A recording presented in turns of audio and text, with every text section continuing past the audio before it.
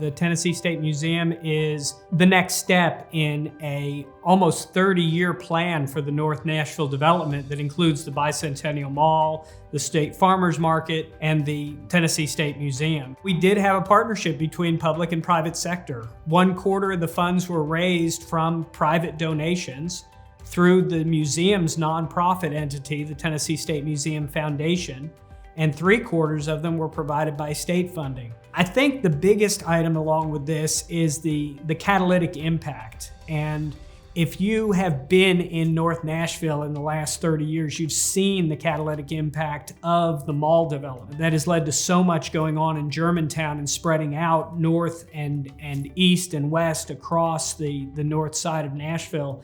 And the museum brings one more aspect to that in that it's a cultural piece within that North Nashville element that I fully expect will add to the catalytic and synergistic effect of developing that. I think the Tennessee State Museum is really a fantastic example of great design. I think it was wonderful that they were able to capture the sentiment of so many people in the community. The use of local marble and brass on some of the detailing is going to put Nashville really in the world class of museums. Their community engagement process was really incredible.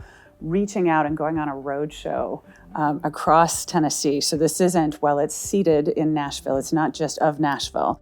Reaching out all across the state, allowing people to put pictures out there and talk about what it is that they wanted to see in this museum, where they would want to focus. The fact that the collection featured different things at different times and the way they set up the exhibit layout to allow that to be something that is a living museum means that it's not something that you go to once as a student and then you don't need to go back to. It's always changing, it's always alive, and so it's just something that will continue to evolve, and I thought that was really magical.